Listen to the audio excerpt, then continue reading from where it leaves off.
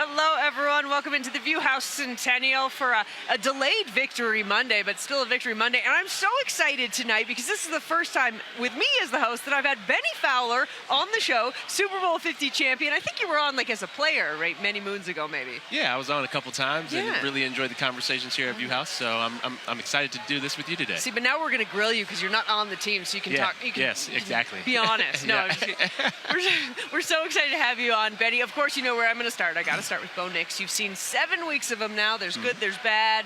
What are you liking most? What are you most concerned about? Well, I love the fact that he keeps the plays going with his feet and that he is looking downfield. He's trying to make plays. He's trying to extend plays. I'm seeing a little bit of accuracy, but, you know, he's missed some throws. But what I'm very impressed with him just as a rookie. Yeah. I think it's, 7 games in, most wins as a rookie QB. So there's some exciting things that he's doing. He's getting a rhythm with Sean. I even like him giving Sean a little bit of a hard time a couple weeks ago on the sideline. So he's a fiery player. He's competitive.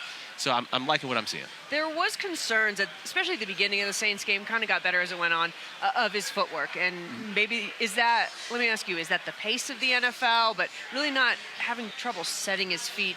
Is that something you would be concerned about, or you think that's just rookie growing pains? I think that's rookie growing pains. I think he has to understand a little bit of, being under center as a quarterback. Yeah. Sean has a little bit of different timing in terms of, the seven-step drop or the 5-step drop, and then delivering these throws on time and on purpose. So I think that just comes with time.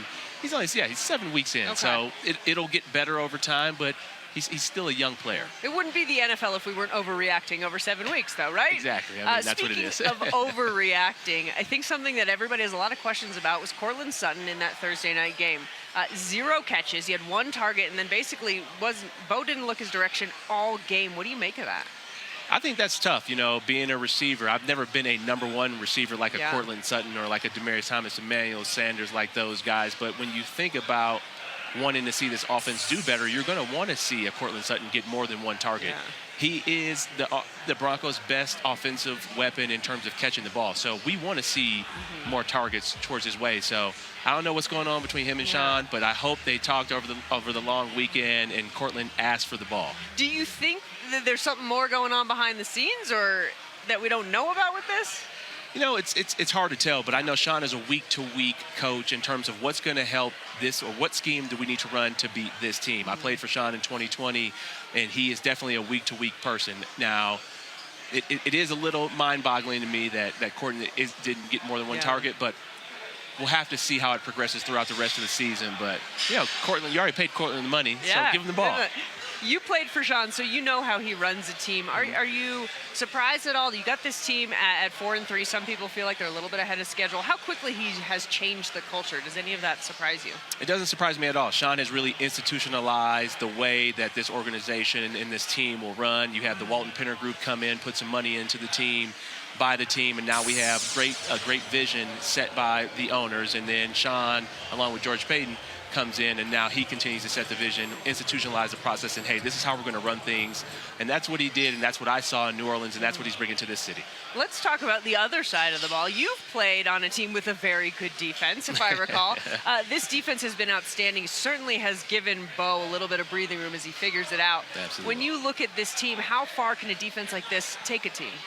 This defense can take this team very far. I mean, you're seeing complementary football, like with the Minnesota Vikings, the team that you just mentioned that I was on here. At least all the defenses that I played on here were incredible, and they definitely helped the offense. So I think it does give Bo a little bit of room for error, but they have to continue to play like this, and they can't, they got to have some perfect days out there. What I do want to see from this defense as they continue to progress is, can they get some turnovers and take them for touchdowns? I think that's what we had in the Super Bowl years, that the defense might have been scoring like every other week or every couple of weeks. Totally. So can this defense now get some turnovers and put them into the end zone? Okay, so that's the biggest thing you want to see from the defense. What is the biggest improvement you want to see from the offense over the next couple of games? I would just like to see the continuity. I would like to see Sean's play calling build off of one another. Okay.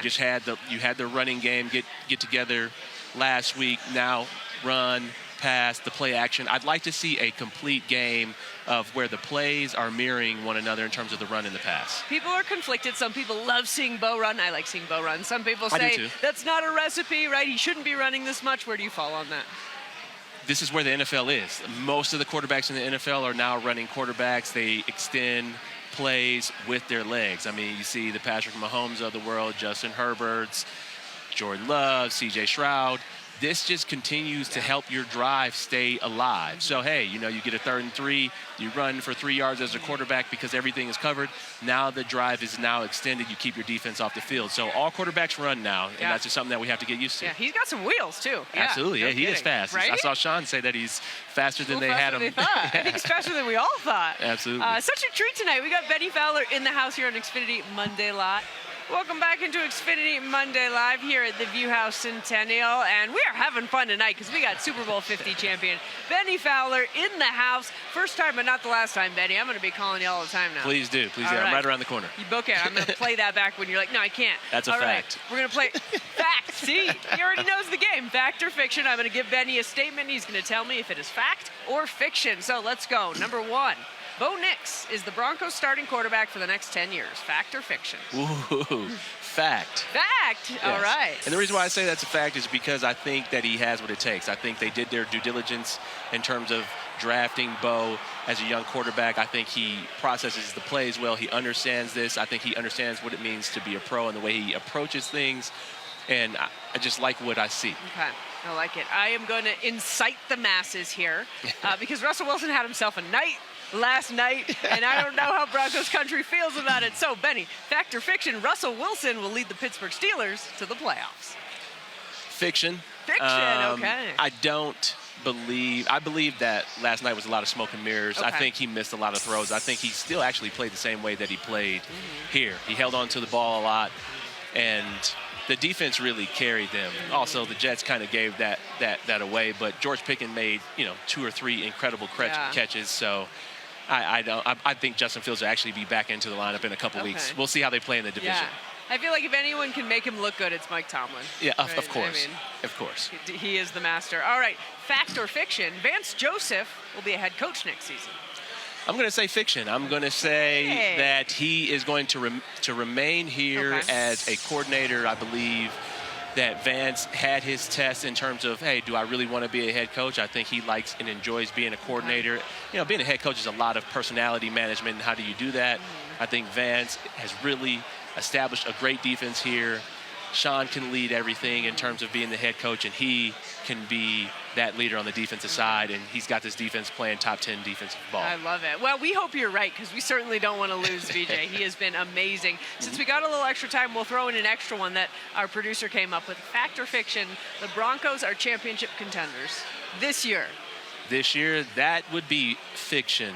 That would be fiction. I think the Broncos still have a long way to go in terms of the roster construction, putting an incredible roster around Bo and that Sean can use. I mean, we're still paying Russell Wilson some money, still a lot of dead cap space. So not a championship contender right now, but we are going in the right direction in terms of the roster that we are starting to assemble and that we will assemble over the next few years. Okay, we feel good about that. You think it could make the playoffs this year, though? Yes, absolutely. Okay. I mean, the schedule has just become a lot more favorable in terms of the injuries to Las Vegas. Kansas City's not playing the best ball. I think the Broncos right now, they have to hit some momentum. They have to continue to win the games that they're supposed to win right now. You got Cleveland down in the dumps. Cincinnati's super inconsistent. Let's go steal one of these games against Baltimore or Kansas City, Yes. though. Okay. First things first, beat the Panthers. Yeah, let's do that. Okay. Exactly. Like a lot, yeah. love it. Take All nothing right. for granted. We're feeling good about this. I'm feeling good about this. Vance Joseph staying. Broncos are going to the playoffs. It all comes from Bennie, our sage. Yes. Yes, we love it. Believe in me. We got a lot more coming up here on Xfinity Monday Live, but we're going to take a break right now. It's time now for The People Want to Know. The People Want to Know brought to you by Common Spirit, official healthcare partners of the Denver Broncos and champions for the communities we serve. So these are some fan questions. Sarah wants to know, what's it like to be the guy that caught Peyton Manning's last ever pass in the NFL? Touchdown. What that's like? Well, that's 2 points. incredible. It's one of the reasons why I'm still living here in Denver is because I can get a lot of free food and a lot of free drinks because I caught Peyton's last pass. But no, it's incredible. That means because I was a part of something special, and for him to have that trust in me in that moment in the Super Bowl, it means a tremendous amount in terms of where I came from, being an undrafted free agent to catching his last pass at Super Bowl 50. That's unbelievable. Yeah, thank you. And then you played for both Manning brothers. Yeah. That's crazy. How are they similar and different? Well, they're both incredible storytellers. They're super funny. They're super authentic, super genuine. I would say Peyton is a little bit more hands-on in terms of the control that he wants in terms of the offense. Eli is a little bit more laid back, as you can see. If you're watching the Manning cast, Peyton is directing everything. Eli is a little bit more reserved, held back, but Eli's always taking his shots. And they're just both incredible people, very smart, very knowledgeable, family-oriented people. And but yeah, Peyton's a little bit more fiery. I love that. Well, that was the People Want to Know, brought to you by Common Spirit. We need to get you on the Manning cast since you know both of them. Yes, That's exactly. what we need. Exactly. We got to take one more break here. Coming up next, we're going to talk about, well, I don't know, is this the team that everybody needs to be afraid of? We will get Benny's take on the other side. It's fitting that we have the skeleton in that tease. And Benny, the question that I have for you is the Chiefs are 6-0. Everybody's saying Patrick Mahomes is off to the worst start in his career and his team is undefeated. How concerned should everybody be about what this team can do if they start playing better? I think everybody should be, the league should be on notice in terms of the fact that they are 6-0. I think what they are doing really well is that they are winning the game, which is the most important part. And then Patrick is making the plays at the end of the game, which is also another important part. Yeah, he might be turning the ball over a little bit here and there, but he's also missing all his 3 top targets in terms of receivers. You know, Travis Kelce hasn't been playing the same. He's a little bit older. The defense has been playing incredible. They just have to play complementary football. I mean, you can win a championship with an incredible defense. Yeah. I think the year we won the Super Bowl, Peyton threw 9 touchdowns, 18 interceptions, incredible defense. Kansas City has the right recipe to win another Super Bowl. So the league should definitely be on notice, and he won't continue to play this bad. He will get better and better as the weeks continue to go on because he's super competitive himself.